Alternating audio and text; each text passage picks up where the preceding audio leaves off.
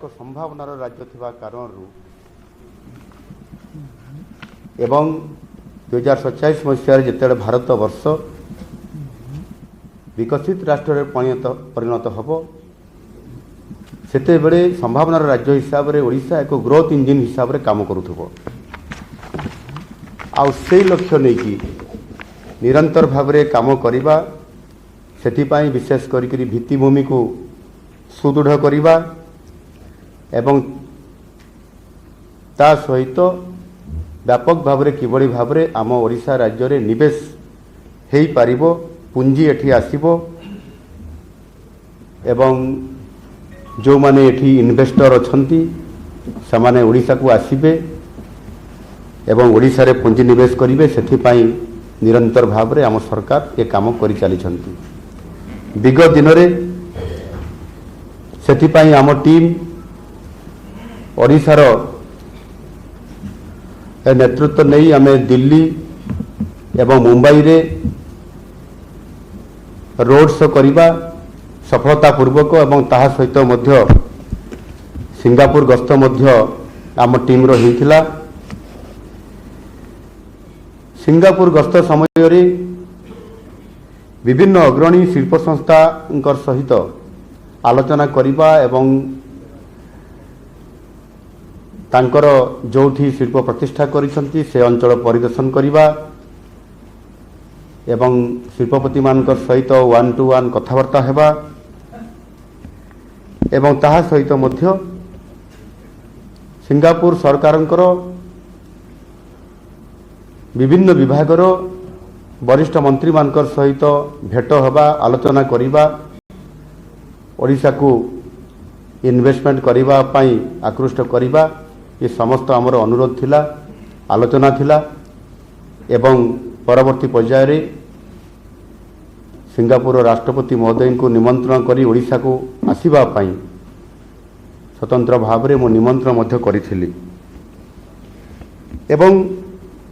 आज आम कथा को रक्षा करी सिंगापुर रो राष्ट्रपति महोदय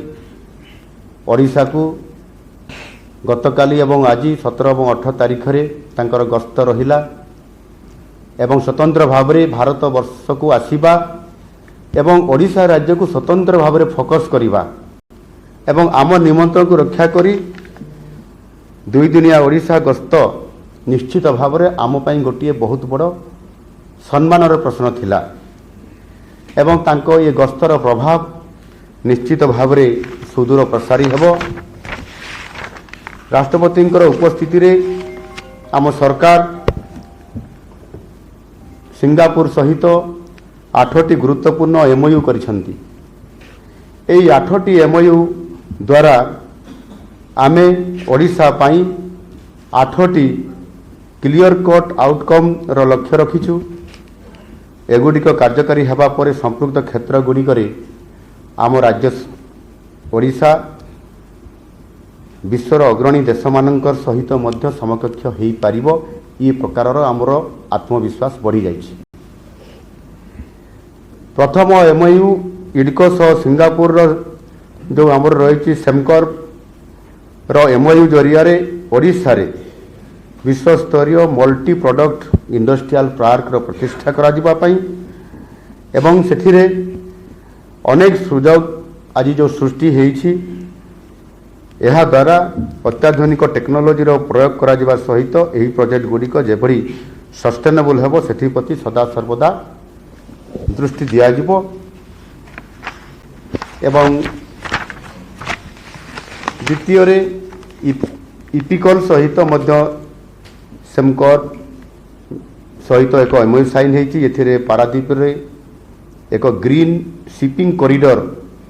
और एक ग्रीन हाइड्रोजन प्लांट स्थापना करा जिवो। यह द्वारा भारतर ग्रीन एनर्जी क्षेत्र में ओडिशा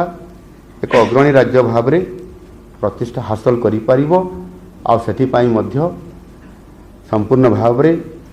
एमओयू माध्यम रे ये काम को आगु को जीवा पाई मध्य सफलतापूर्वक काम हो पारि। तृतीय रे इपिकल और सिंगापुर रो सुरबन जुरंग मध्य होइतबा एमओयू अनुसार पारादीप पीसीपीआईआर अंचल विकास पाई एक विस्तृत मास्टर प्लान प्रस्तुत करा जिवो। एथिरे मुख्यतः सस्टेनेबिलिटी, रिन्यूएबल एनर्जी और वैल्यूएबल एडेड मैन्युफैक्चरिंग उपरे फोकस करा जिवो। चतुर्थ बीडीए और सुरबन जुरंग सहित जो एमओयू होती से भुवनेश्वर निकट में एक अत्याधुनिक सहरर विकास पाई योजना प्रस्तुत करा जिवो। अत्याधुनिक सहरांचल योजना प्रस्तुत करिबारी सुरबन जुरंग दक्षता और अभिज्ञता आमको निश्चय सहायक हम। आमर जिते बड़े गस्त थिला स्वतंत्र भाव में से प्रतिष्ठान को जीवा एवं ताको सहित आलोचना करिबा प्रत्यक्ष भाव में आमको प्रभावित करथिला और सेतिपाई मध्य ये काम रे अग्रगति करिया पाई मध्य आमर भी ये योजना मध्य थिला और आज ताहा सफल हेबा पाई जाउछि। पंचम रे आम सरकार के शक्ति विभाग भुवनेश्वर आईआईटी और सिंगापुर रो नान्यांग टेक्नोलॉजिकल यूनिवर्सिटी मध्य एक त्रिपाक्षिक एमओयू करा जायछि। एहा द्वारा भविष्य में आमर शक्ति आवश्यकता पूरण करिबा पाई ग्रीन हाइड्रोजन और सोलार एनर्जी परि विभिन्न विकल्प समाधान सूत्र बाहर करा जिवो और सेतिपाई उभय पक्ष तरफ सकारात्मक आलोचना हेछि। षष्ठ रे ओडिशा इलेक्ट्रोनिक्स और आईटी विभाग सहित सिंगापुर ग्लोबल फाइनेंस और टेक्नोलॉजी नेटवर्क एवं जीएफटीएन सहित जो एमओयू होती से आम फाइनेंशियल टेक्नोलॉजी इकोसिस्टम रो विकास करने आम लक्ष्य रखीचु। यह द्वारा फिनटेक क्षेत्र में अधिक निवेश आसीबो और इनोवेशन पाई मध्य सुजोग सृष्टि करा जिवो। सप्तम रे स्किलिंग क्षेत्र में आम यथेष्ट अग्रगति करिछु किंतु भविष्य रे आवश्यकता को दृष्टि रे रखी ओडिशा रे एक विश्वस्तरीय स्किल वर्कफोर्स प्रस्तुत करिवार आमर लक्ष्य रखा जाइछि। एथिपाई दुईटी एमओयू होइछि। सेतिरे गोटिए होउछि आमर स्किल डेवलपमेंट और technical education department Singapore ITES रो तांको सहित गोटिए एमओयू होइछि एवं अन्यटी होउछि नान्यांग टेक्नोलॉजिकल यूनिवर्सिटी सहित आईआईटी भुवनेश्वर एवं शक्ति विभाग मध्य आउ गोटे एमओयू करिसेंती। एहा द्वारा आईटी आईटीईएस और सेमीकंडक्टर और अन्य अत्याधुनिक टेक्नोलॉजी क्षेत्र में आम युववर्गंकर दक्षता किभली भाव में वृद्धि करा जाई पारिबो सेथिपाई तांकर सहित आलोचना सफल आलोचना हेछि एवं याको आधार करिकरी आमे बहुत आशा व्यक्त करूछु जे निश्चित भाव में नुआ सरकार आसीबार ये आमर जो बड़ लक्ष्य थिला जे ओडिशा को इंडस्ट्री आसीबो इन्वेस्टमेंट आसीबो आईटी सेक्टर रे इंडस्ट्री सेक्टर रे पोर्ट वेस्ट इंडस्ट्री केमिकल्स पेट्रोकेमिकल्स टेक्सटाइल एवं आमे जेते संपर्क करिछु आम भारत वर्षर उद्योगपति मानकर सहित इन्वेस्टर मानकर सहित एवं विदेश रे बा विदेश रे जो माने अछंती इन्वेस्टर पूंजीपति मानकर सहित आलोचना करिबा द्वारा गोटिए आशा व्यक्त करा जाउथला जे आमे निश्चित भाव में ओडिशा को आग को नबा पाई ये प्रकृष्ट समय एवं डबल इंजिन रो सरकार ओडिशा रे प्रथम थर करी आसीबा द्वारा माननीय यशस्वी प्रधानमंत्री नरेंद्र मोदी जी स्वतंत्र भाव में ओडिशा को फोकस करिबा डबल इंजिन सरकार आसीबा पाई तांकर जो अभिव्यक्ति थिला आ सेही आधार रे आज से ओडिशा को गुरुत्व आरोप करिसंती पूर्वोदयर कथा कहिसंती ओडिशा को फोकस करिसंती। गत 7 मास भितरे ओडिशा को फोकस करिबा पाई 4 थर तांकर गस्त मध्य हेछि। चलित मासरे पुणी 28 तारीख रे आसीबार कार्यक्रम मध्य अछि जेतेबेले आमर Utkarsh Odisha make in Odisha conclave 2025 रो शुभारंभ हबो। याकु जदि आमे देखिबा वास्तविक आधुनिक सहरांचल ठारू आरंभ करी नूतन सहर प्रतिष्ठा पेट्रोलियम केमिकल्स ग्रीन एनर्जी और दक्षता विकास परि आधुनिक क्षेत्रर विकास पाई वर्तमान आमर कार्यक्रम संपूर्ण भाव में प्रस्तुत होती। आपण माने जानती जे प्रधानमंत्री प्रत्यक्ष ओडिशा प्रति जेभली भाव में फोकस रही आ से दृष्टिकोण निश्चित भाव में ये डबल इंजन सरकार एवं एबे आम सरकार जो आभिमुख्य रही ताहा आगामी दिन में निश्चित भाव में आम ओडिशा को समृद्ध ओडिशा करवा एवं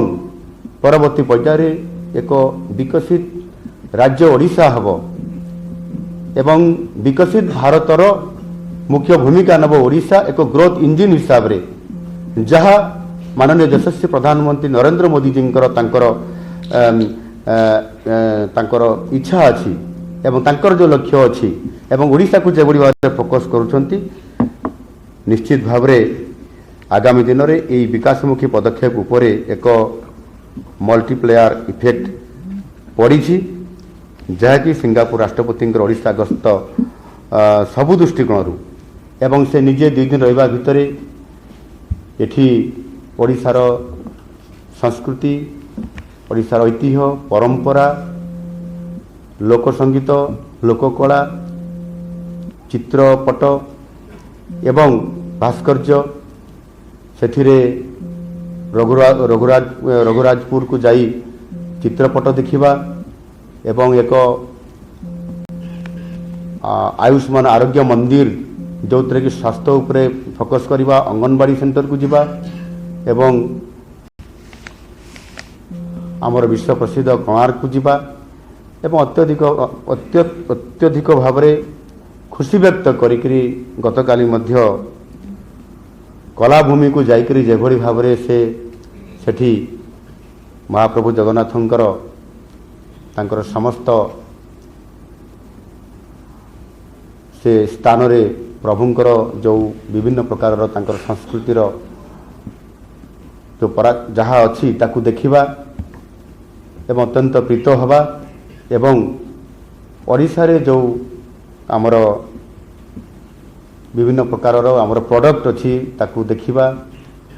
निजे मार्केटिंग करिबा निजे भितर पशिकी जो सेल्फ रे थिबा प्रत्येक विभिन्न प्रकार आमर शाढ़ी विभिन्न प्रकार आमर जो वस्त्र अंग वस्त्र को निजे ताकू सिलेक्ट करिबा एवं मार्केटिंग करिबा आश्चर्य भाव में 4 घंटा अधिक समय देवा केवल मार्केटिंग करिबारे ये होची आम ओडिशा प्रति तांकर जो भल पाइबा